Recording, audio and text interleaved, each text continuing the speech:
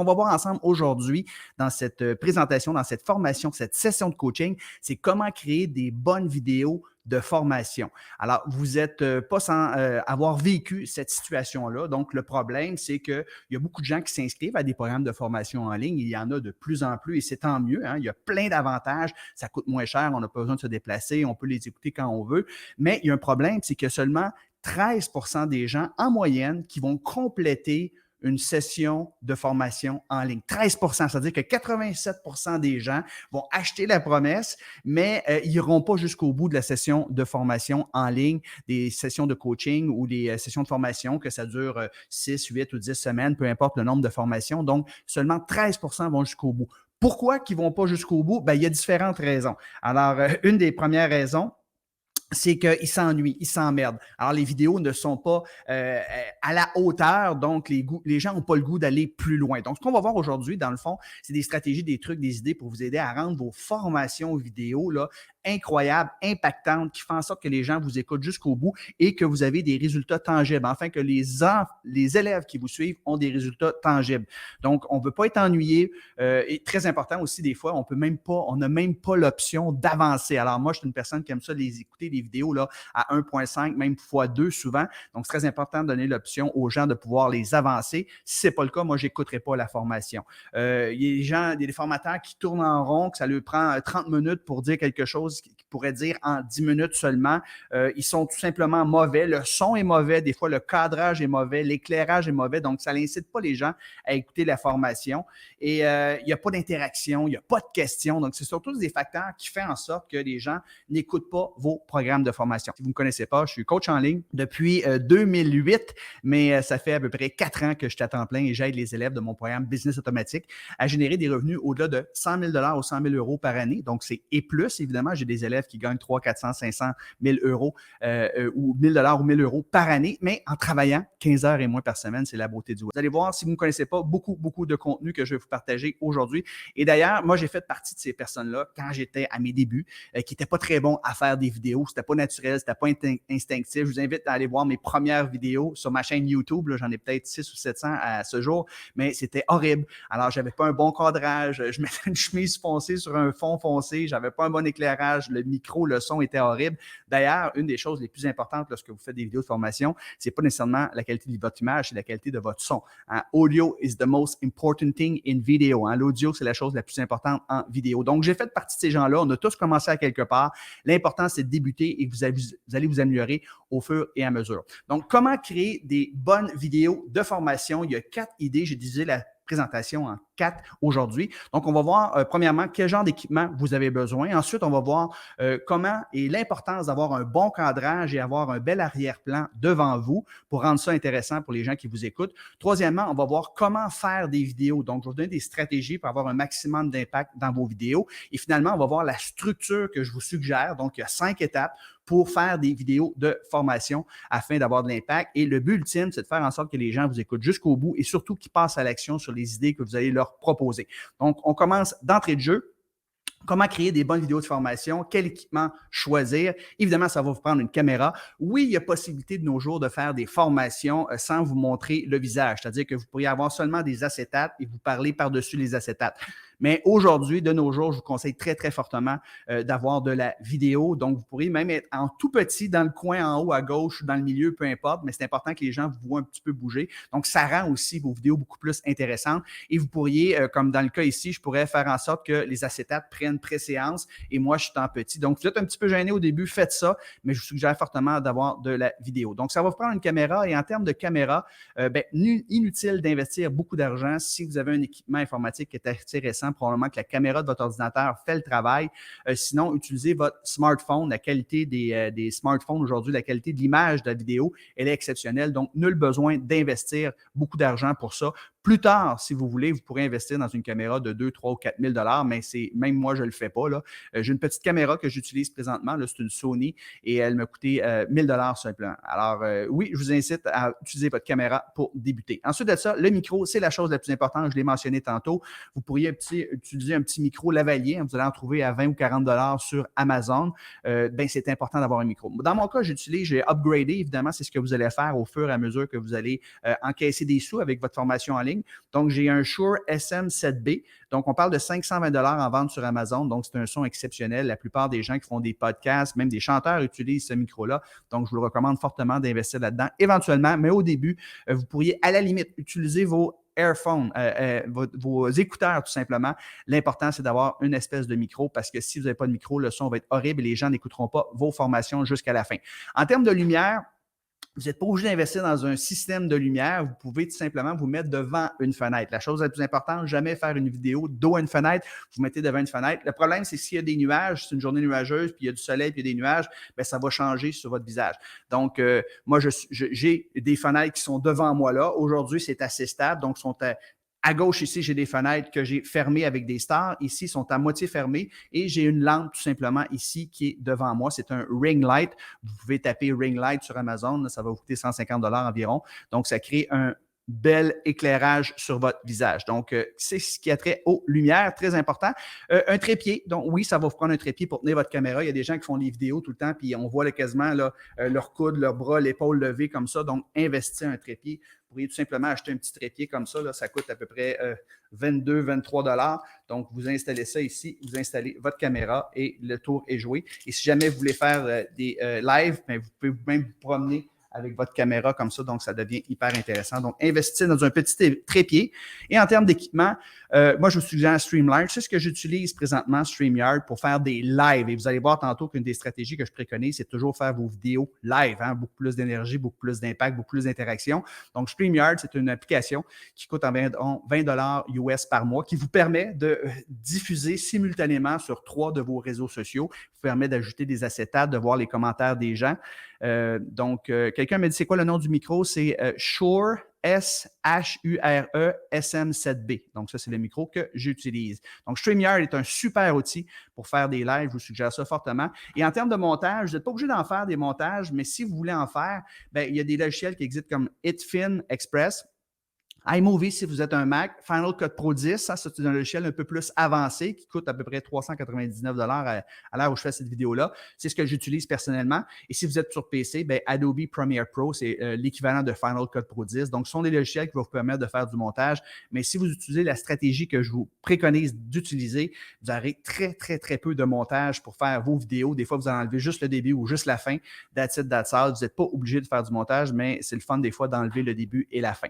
Ensuite de ça, deuxième idée que je voulais voir avec vous aujourd'hui, c'est comment créer des bonnes formations en vidéo. On va voir le cadrage et l'arrière-plan. Donc, ça, c'est très important. C'est souvent très négligé. C'est pas parce que c'est pas en présentiel puis que c'est en virtuel que c'est moins important que c'est en présentiel. Donc, si vous allez rencontrer quelqu'un, que vous faites une conférence, vous allez bien vous habiller, évidemment. Vous allez avoir un bon décor. Hein, si vous organisez un événement, là, bien, ça va être beau en arrière. Bien, c'est un peu la même chose. C'est en virtuel. Bien, on ne fait pas ça sur le coin de sa table de cuisine avec une fenêtre derrière nous puis des vaisselles qui traînent en arrière. Donc, c'est très important. Le cadrage et l'arrière-plan, ça va capter l'attention des gens. Ça va faire en sorte que les gens ont le goût de vous écouter. Donc, la première chose, c'est de vous mettre au centre. Comme ici, moi, je fais une vidéo, je suis au centre. Mais vous pourriez également utiliser la règle des tiers. Donc, si je n'avais pas d'acétate, par exemple, puis que je me filmais comme ça, la règle des tiers, c'est que je me mettrais environ au tiers comme ça. Et là, je pourrais avoir des acétates au montage que je mets par-dessus. Ou je pourrais me mettre comme ça dans la règle des tiers et avoir des acétates au montage que je mettrais ici. Donc, vous utilisez soit que vous mettez la règle des tiers, si vous mettez des acétates parmi vous, par-dessus ce que vous dites, ou sinon, bien, vous mettez tout simplement au centre comme ça. Et dans mon cas, les acétates apparaissent là, juste à côté. Donc, ça, dans le milieu où la règle des tiers, très important. Ensuite de ça, l'espace au-dessus de sa tête. Comme vous voyez, j'ai un minimum d'espace. Trop souvent, je vois des formations et les gens sont comme ça. Ils parlent, puis il y a à peu près il y a la moitié de l'espace en haut là, qu'il n'y a personne. Ça démontre que vous n'êtes pas un professionnel. C'est très, très amateur. Ou souvent, ce que je vais voir, c'est des gens qui vont faire une formation avec un laptop sur leur bureau, puis on voit leur narine comme ça, plonger. La règle, c'est que la caméra devrait être toujours à la hauteur de vos yeux et d'avoir presque pas d'espace au-dessus de votre tête. L'arrière-plan, si possible, ayez une certaine profondeur en arrière dans l'arrière-plan. Et un des trucs pour créer de la profondeur, c'est de mettre justement des accessoires comme ça crée un peu de profondeur. Donc ici, je n'ai pas énormément de profondeur dans mon bureau, mais en mettant des accessoires comme ça crée un effet de profondeur et c'est beaucoup plus professionnel. Dans mon cas ici, j'ai investi quand je suis déménagé dans cette maison-là. Mon bureau est à même la maison et j'ai acheté des planches de bois comme ça. J'ai mis ça en arrière. J'ai acheté quelques équipements ici qui font en sorte que ça représente ce que je fais. Ça représente, moi, je fais de la vidéo, j'aide les gens à vendre leurs services, leur expertise en ligne. Donc, ayez un arrière-plan qui est en lien avec la thématique ce que vous offrez. Donc, David, par exemple, sa conjointe, Elisabeth, sont dans le domaine du yoga. Donc, quand elle fait des vidéos, évidemment, il doit y avoir un ballon, un tapis de yoga, quelque chose qui, une bouteille d'eau, quelque chose qui représente les gens qui font du yoga très, très important. Ensuite de ça, prochaine chose, oui, arrière-plan, ça c'est très important. Pour ceux et celles qui débutent, par exemple, qui n'ont pas eu le temps d'investir dans un beau background ou qu'ils sont limités par rapport à ce qu'ils font leur formation, il y a une option sur Zoom que vous pouvez utiliser qui vous permet de flouter justement votre background, qui fait en sorte que c'est tout blurry, qu'on dit en anglais. Donc, même si le background n'est pas très beau, c'est beaucoup mieux pour la personne qui vous écoute que d'avoir un background qui est laid. Maintenant, prochaine idée, la troisième étape, j'ai dit que j'avais 4 points à vous partager aujourd'hui, c'est comment faire des bonnes vidéos de formation et comment faire des bonnes vidéos qui ont un maximum d'impact puis faire le minimum de montage possible, sinon pas de montage. La meilleure idée que j'ai à vous proposer, c'est peut-être la meilleure idée que j'ai à vous proposer aujourd'hui, tout simplement, c'est de faire vos vidéos en direct. Faites toujours vos vidéos en direct. Vous allez être plus vivant, il va y avoir plus d'interactions. Les gens vont pouvoir vous poser des questions. Et même si vous vous trompez, c'est pas grave, vous recommencez. Vous savez, le cerveau humain est très paresseux. Et lorsqu'on fait une vidéo, par exemple, préenregistrée, puis qu'on se trompe, je vais recommencer. Alors moi, j'écoute des gens, des histoires d'horreur, des gens là, qui ont pris 1 heure et demie pour faire une vidéo de 2-3 minutes parce qu'ils se sont trompés à maintes et maintes reprises. Vous avez une espèce de pression positive lorsque vous êtes en live, les gens vous écoutent, vous vous trompez beaucoup moins. Et quand vous vous trompez, vous reprenez et ça vous rend beaucoup plus humain et authentique. Donc, moi, je suggère toujours à tous mes élèves de faire leurs vidéos de formation en direct. D'ailleurs, c'est ce que je fais présentement avec vous. Je suis en direct et par la suite, je vais couper peut-être des petits bouts et cette vidéo-là va aller sur mon portail de formation. Donc, ça, c'est un des meilleurs conseils. Toujours faire vos vidéos de formation en direct, très, très important. Ensuite de ça, je vous suggère d'utiliser ce qu'on appelle des bullet points. En français, on dit des puces, mais personne n'utilise cette expression-là. Donc, des bullet points, c'est que vous allez vous faire un plan, tout simplement. Et dans le fond, vos acétates, ça se trouve être un plan. Mais vous allez vous faire un plan comme ça, vous allez marquer des idées que vous voulez parler et vous devez vous faire confiance. Les mots vont arriver, vous connaissez, vous maîtrisez votre sujet. Donc, vous allez vous faire, par exemple, entre 3 et 5 bullet points. Bon, ce que je vais dire en introduction, je vais marquer mes 5 bullet points, par exemple, puis ce que je vais dire en conclusion. Donc, c'est souvent un CTA, un call to action. Donc, vous faites un petit plan comme ça, puis vous partez, that's it, that's all. Ça vous donne une structure, vous allez être beaucoup plus à l'aise. Puis là, vous parlez d'un point, puis vous ne savez pas quoi dire, vous regardez votre plan, je suis rendu là, puis tu t'en vas au prochain point. Mais ne jamais, s'il vous plaît, scripter vos formations. Le seul moment où je vais utiliser un téléprompteur ou ce que je vais scripter, c'est lorsque je fais des publicités, par exemple, sur les médias sociaux.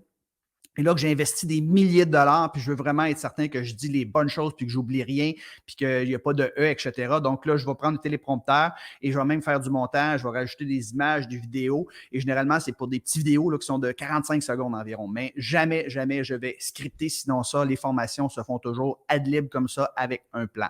Une autre idée très intéressante, c'est de toujours offrir ou avoir des visuels lorsque vous faites des présentations vidéo. Alors, comme vous voyez ici, vous me voyez à l'écran, mais vous voyez également mes acétates qui sont juste à côté de moi. Et voici les statistiques à cet effet. On dit que les gens vont retenir 10% de ce qu'ils ont entendu. Ils vont retenir 35% de ce qu'ils ont vu et ils vont retenir 65% et plus de ce qu'ils ont entendu et vu en même temps. Donc, le fait que vous soyez avec moi, que vous me voyez, que vous êtes en mesure de lire à côté le texte et de voir une petite image, ça l'engage aux participants et les gens vont avoir le goût de vous écouter jusqu'à la fin. Donc, très important d'ajouter des visuels. Et d'ailleurs, quand je prépare une présentation comme celle que je fais avec vous aujourd'hui, ce qui est le plus long, c'est de préparer mes visuels et ça vous donne une certaine structure, une certaine confiance, une certaine aisance dans vos formations. La durée idéale d'une formation, on parle d'environ 5 à 15 minutes. Donc, si vous êtes capable de garder vos sessions de formation 5 à 15 minutes, c'est pas mal le maximum où les gens peuvent avoir une concentration optimale. Oui, vous pourrez faire des masterclass une fois de temps en temps d'une demi-heure, 40 minutes et même 60 minutes, mais assurez-vous que la majorité de formation dure 5 à 15 minutes. Le sweet spot étant peut-être 7 à 8 minutes. Aussi, dernière idée par rapport à comment faire des vidéos qui auront un maximum d'impact et où vous aurez besoin de peu ou pas de montage. Quand vous le faites en direct, il n'y a quasiment pas de montage. Comme je vous dis, des fois, vous coupez le début puis la toute fin. Ayez tout le temps, si possible, la même configuration. Comme quand moi, je m'assieds ici faire une vidéo, c'est tellement simple. J'allume ma lumière ici et j'allume ma caméra, je pèse sur le bouton et je suis prêt à filmer. Si vous devez tout le temps changer la configuration ou toujours installer vos équipements à chaque fois que vous faites une vidéo, vous allez en faire beaucoup moins. Dans mon ancienne vie, c'est ce que je devais faire. Donc, je n'étais pas équipé pour ça. Donc, je devais toujours installer mes lumières, la caméra, l'éclairage, fermer les rideaux, le positionnement, faire des tests de son, acheter des tests pour l'image. Donc, ça me prenait des fois 45 minutes juste pour faire ça. Alors que maintenant, je m'assis, je pèse sur le piton et je suis capable de partir puis faire une vidéo. Donc, je vous suggère d'avoir la même configuration. Vous allez sauver énormément de temps. Maintenant, la quatrième et dernière idée que je voulais vous partager aujourd'hui, c'est la suivante. Comment créer des bonnes formations vidéo?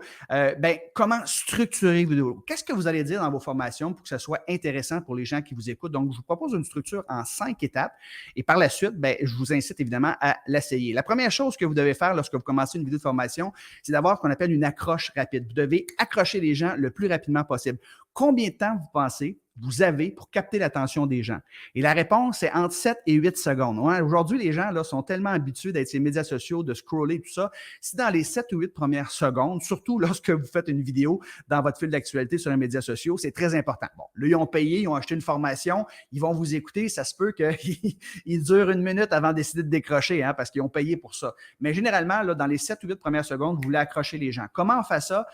Une des façons les plus rapides, c'est de leur dire ce qu'ils vont apprendre. Donc, dans la formation d'aujourd'hui, vous allez apprendre comment créer des bonnes vidéos de formation qui ont plus d'impact, qui font en sorte que les gens vous écoutent jusqu'à la fin et qui passent à l'action sur vos idées. Donc, c'est comme ça que j'ai commencé aujourd'hui. Donc, en disant aux gens ce qu'ils vont apprendre puis les bénéfices s'ils écoutent ce que vous avez à vous dire, ça les accroche immédiatement. Donc, il y a différentes autres stratégies. J'ai une de mes VSL qui est une vidéo sales letter, par exemple, que je commence avec une photo et c'est des Lulu Hello Kitty dans les cheveux comme ça. Et je commence la vidéo comme ça. J'ai dit, ces Lulu Hello Kitty que vous voyez à l'écran m'ont permis de gagner de plus d'1 million de dollars comme infopreneur. Je vous raconte tantôt comment c'est arrivé. Donc, c'est juste une petite phrase d'accroche et les gens disent, voyons donc, des Lulu Hello Kitty qui lui ont permis de gagner plus d'1 million de dollars. Ils ne savent pas trop, là, ça pique la curiosité. Là, évidemment, je raconte l'histoire plus tard dans la formation vidéo où je suis rentré à la maison un jour et j'étais arrivé pour prendre ma fille Jade dans les bras. J'étais sur la route, j'étais conférencier, j'étais tout le temps parti. Elle avait des Lulu Hello Kitty dans les cheveux et elle a refusé que je la prenne dans les bras. Et quand je suis arrivé pour la prendre, elle a même tourné son petit visage puis elle l'a mis dans le cou de ma copine puis elle a fait ça avec son épaule pour pas que j'y touche. Et là, ça a été pour moi un point tournant. C'est là que j'ai décidé de cesser d'échanger mon temps contre de l'argent et décider de vendre mon expertise en ligne pour être plus présent à la maison. Pour aujourd'hui, je suis un père présent. Donc, ça fait partie un peu de mon histoire. Et les Lulu Hello Kitty, c'est juste pour capter l'attention dans les premières secondes. Je suggère toujours de pas tourner alentour du pot. Jamais dire « Bonjour Sophie, bonjour Joanne, salut Nathalie, comment ça va? On va laisser un peu autant le gens d'embarquer avant de commencer. » Faites jamais ça, s'il vous plaît. Les gens vont s'en aller. Donc, captez l'attention au début. Deuxième chose, je vous suggère, et je l'ai fait d'entrée de jeu aussi, de mentionner les problèmes par rapport à votre thématique, par rapport à votre vidéo. Mentionnez les problèmes que eux, les gens qui vous écoutent, ont déjà vécu ou qui vivent présentement. Donc, ce que j'ai fait aujourd'hui, vous en rappelez, j'ai mis une acétate, là, je vais vous la mettre ici, cette photo-là, où je mentionnais qu'il y a seulement 13% des gens qui vont jusqu'au bout des vidéos de formation. Donc, vous ne voulez pas que ça arrive. J'ai mentionné aussi pourquoi les gens n'écoutaient pas les vidéos de formation. Donc, si vous êtes en mesure d'identifier, de cerner le problème, tout de suite, ils vont se reconnaître là-dedans, dire « Oh oui, j'ai vécu ça, ou je vis ça présentement. » Puis, tout de suite, ils vont vouloir écouter la suite pour avoir une solution. La troisième chose que vous allez faire, justement, vous allez offrir vos solutions, des pistes de solutions par rapport aux problèmes. Je vous suggère d'avoir entre 3 et 5 idées. Bon, des fois, il pourrait en avoir juste 2, des fois, il pourrait en avoir 7, c'est correct, mais entre 3 et 5 idées. Si vous avez trop d'idées, je vous suggère de faire peut-être une autre vidéo à la place. Donc, vous donnez votre idée, vous donnez des exemples, vous donnez des illustrations qui vont appuyer l'idée que vous partagez. Il faut que ce soit des choses qui soient applicables maintenant. Et c'est comme ça que les gens vont avoir le goût d'écouter vos formations jusqu'au bout. Donc, des idées très, très applicables. Quatrième étape de ma structure, c'est de faire un petit résumé. Une fois que vous avez terminé, vous allez faire un petit résumé. Vous allez voir, je vais le faire avec vous tantôt, des 3 ou 5 idées que vous avez partagées. Donc là, ça y va très, très rapidement. Donc, ce qu'on a vu ensemble, 1, 2, 3, 4. Donc, on n'élabore pas trop, on ne rajoute pas de nouveaux contenus ici, on fait juste redire ce qu'on vient de dire. Donc, au début, vous dites ce que vous allez dire. Donc, je vous ai mentionné mon plan, on a 4 idées. Vous dites vos 4 idées et après ça, ben dans mon cas, j'en ai 4 ici aujourd'hui. Après ça, vous faites un résumé de vos 4 idées. Donc, c'est comme ça que les gens viennent qu'à retenir l'information que vous leur partagez et qui obtiennent des résultats. Et finalement, la dernière étape de ma structure, lorsque vous faites des vidéos de formation, je vous suggère très fortement d'avoir ce qu'on appelle un appel à l'action. En anglais, on utilise le terme CTA, Call to Action. Donc, vous pourriez c'est une vidéo que vous faites sur le web, tout simplement. Vous pourriez inciter les gens à télécharger un aimant client. Vu que vous faites une vidéo de formation qui s'adresse principalement à vos membres, je vous suggère d'avoir un exercice ou un devoir pour que les gens puissent mettre en application, donnez-leur un défi à relever parce que c'est pas juste en écoutant une formation que les gens vont avoir du succès, c'est en passant à l'action. Donc, incitez-les fortement à passer à l'action en faisant un exercice ou un devoir par rapport à ce que vous venez de leur partager. Donc, ça, c'était la structure d'une bonne vidéo de formation. Une accroche rapide, mentionner le problème, démontrer que vous avez de l'empathie, que vous avez déjà vécu ça. Au début, vous en rappelez, je vous ai montré qu'au début, je n'étais pas très bon en faisant du vidéo. Offrez des solutions, 3 à 5 idées, résumez vos idées, puis à la suite, faites un appel à l'action.